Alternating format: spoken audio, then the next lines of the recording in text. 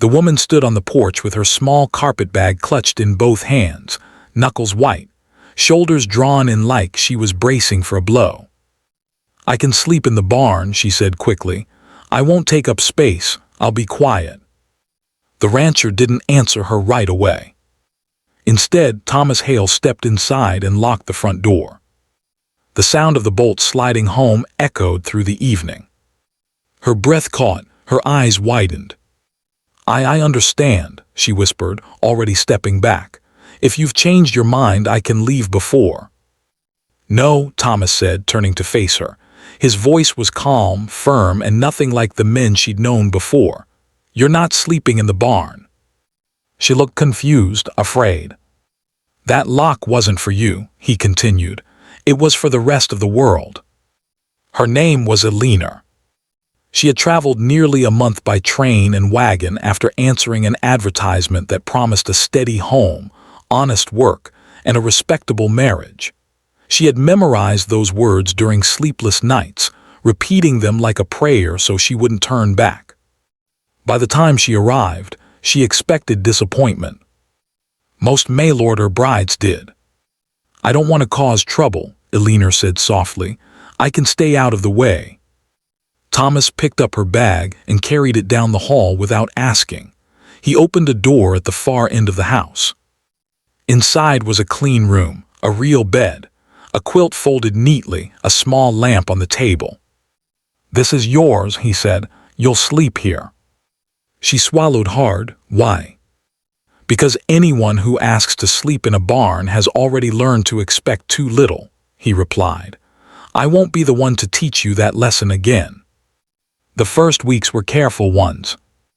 They spoke politely, ate meals across the table with space between them.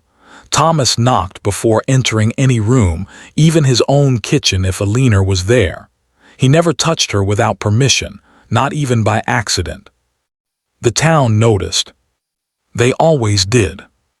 Some whispered that Elena must be hiding something. Others said Thomas was foolish to trust a woman who arrived alone with nothing but a letter and hope. Elena heard it all. One night she packed her bag again and set it by the door. Thomas found it before dawn. "You leaving?" he asked gently. "I don't belong," she said. "People think I'm a mistake." Thomas moved the bag back where it belonged. Belonging isn't decided by spectators. Winter came early that year. A broken fence, a sick mare, long nights when the wind rattled the windows hard enough to make Elena flinch. One night she woke from a nightmare and stood trembling in the hallway. She didn't knock, she didn't speak. Thomas saw her anyway. He wrapped a blanket around her shoulders and sat with her at the table until her breathing slowed. He asked nothing, expected nothing. That was the night Elena stopped sleeping with her shoes on. Spring followed. So did laughter, quiet at first, then real. Elena began to hum while cooking. Thomas found himself listening for it when he rode back from the fields. The house felt less like shelter and more like something alive. One evening, Elena stood on the porch watching the sun sink into the land. "When you locked the door," she said, "I thought you were shutting me out." Thomas leaned against the railing beside her. "I was making sure you were safe long enough to rest," he said. She nodded, eyes shining. Years later, when people asked how their marriage began, Thomas never mentioned the advertisement. Elena never mentioned the barn. They spoke instead of a locked door, a firm no, and the truth behind it. That sometimes the strongest kindness is refusal. That dignity is not something you earn by suffering. And that the safest place a person can sleep is not a barn or a house, but a home where no means you matter here. The seasons didn't rush them. They never needed to. Elena learned the house the way one learns a language, slowly, with mistakes, with patience. She learned which cupboard held the chipped plates Thomas favored, which floorboard sighed underfoot, which mornings he woke early, and which ones he stayed staring out the window long after the sun had risen. Thomas learned Elena's silences. He learned that when she folded laundry too carefully, something had unsettled her. That when she went quiet at supper, it wasn't displeasure, it was memory. He never pressed.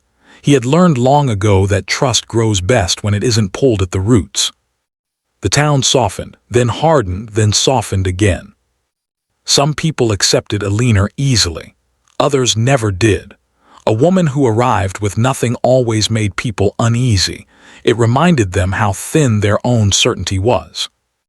One afternoon at the mercantile, someone said too loudly, "You never know what kind of woman answers an advertisement." Alina froze. Before she could speak, another voice cut in. "She's the kind who stayed," an older rancher said. "That counts for something." Alina walked home with steady steps, but her hands shook when she closed the door. Thomas noticed. He set his hat down and waited. "They don't see me," she said finally. "They see a story they've already decided on." Thomas nodded, then let them be wrong longer. Winter tested them again. A blizzard trapped them inside for 3 days. Wind howled like it meant to tear the house apart. On the second night, the fire burned low and the cold crept in. Alina sat close to the hearth, wrapped in blankets. Thomas added wood, his movements careful, almost protective.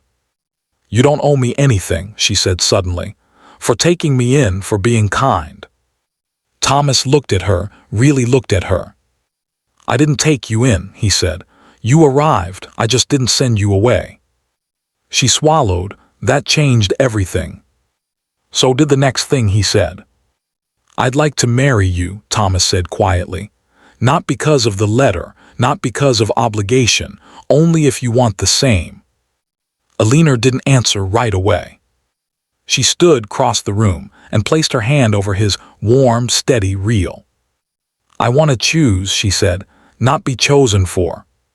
He nodded, "Then take your time." She smiled soft, certain. "I already have." They married in spring, under a sky so clear it felt like a promise. No grand crowd, just a few neighbors, honest smiles, and the land bearing quiet witness. Years later, when travelers passed the ranch and asked how Alina had come to be there, she would smile and say simply, "I knocked." And when they asked Thomas why he locked the door that first night, he always answered the same way. So she could finally sleep without wondering if kindness was going to change its mind. Time did what it always does on the prairie. It revealed what was real and wore away what was not. After the wedding, life didn't suddenly grow easy. The land still demanded its price. The cattle still wandered. Fences still broke at the worst possible moments. But something had shifted. The house no longer felt like a place Thomas returned to. It felt like a place that waited. Alina made it so. She planted a small garden behind the house, stubborn flowers that pushed through rocky soil. She mended shirts until the patches told their own history. She learned the animals' moods, the weather's warnings, the unspoken rules of the land. And slowly, the ranch began to change her too. She stood straighter, spoke more freely, laughed without checking whether she was allowed to. One evening, as the sun sank low and painted the fields copper, Alina sat on the porch steps, watching Thomas repair a gate. "You know," she said, "I used to think surviving was the same thing as living." Thomas wiped his hands on his trousers. "What changed?" She smiled faintly. Someone said no and meant yes. He understood. He always did. The town noticed the change before either of them realized it. People who once whispered now nodded. Children stopped by with excuses to see the horses. The same woman who had once scoffed at Alina's presence asked her advice on bread making. Alina never mentioned the past. She didn't need to. Respect, she learned, arrives quietly once it realizes it can't be avoided. Then came the letter. Thomas found it one morning tucked among the bills, a familiar handwriting, sharp and impatient. Alina recognized the name before she finished reading. "It's from my brother," she said, voice steady. He says I belong back there, that a woman like me shouldn't pretend to be something she's not. Thomas folded the letter carefully. And what do you think? Eleanor stared out across the land, the fence lines, the barn, the house that had once been locked to keep her safe. I think, she said, that for the first time in my life I belong somewhere because I chose it. The brother never came. Spring turned to summer, summer to fall. Years passed, marked by harvests and hardships and small victories no one else would notice. One night during a storm, Eleanor woke suddenly. The wind rattled the windows, thunder rolling close. Thomas sat up instantly. You all right? She nodded, but didn't lie. I remembered the night I asked to sleep in the barn. He reached for her hand. I thought, she said softly, that kindness always came with a limit, that if I asked for too much it would disappear. Thomas squeezed her hand. That's why I locked the door, he said, not to keep you out, to make sure nothing else could reach you. She leaned into him then, the storm fading into the background. Years later, when travelers passed through and asked about the rancher and his wife, they were told a simple story. A woman arrived with nothing but hope. A man answered with boundaries instead of bargains. And somewhere between a locked door and an open heart, a home was built that neither of them had known how to ask for. Eleanor never slept in the barn. Not because she wasn't willing, but because, from that first night onward, she was already home. The ranch endured, and so did the story, quietly, the way truth prefers to travel. Years after the storms had softened Eleanor's fears and the land had etched itself into Thomas's bones, the house filled with new sounds. Laughter first, unexpected, ringing, and then small footsteps that echoed down the hall like promises. They named him Samuel. Eleanor held him as if the world might ask for him back. Thomas stood nearby, stunned by the weight of something so small and so final. I never planned for this, he whispered. Eleanor smiled tiredly. Neither did I. That's how we know it's real. Samuel grew fast, as children on open land always do. He learned the names of the animals before the names of letters. He learned to ride before he learned fear. And every night, without fail, Thomas locked the door before bed. One evening, when Samuel was old enough to ask questions that linger, he watched his father turn the key. Why do you lock it? He asked. Thomas knelt to his level. Because this house keeps people safe, he said, and because once someone knocked who needed to know they were wanted. Samuel nodded, satisfied for now. The town changed again, as towns always do. New families arrived. Old names faded.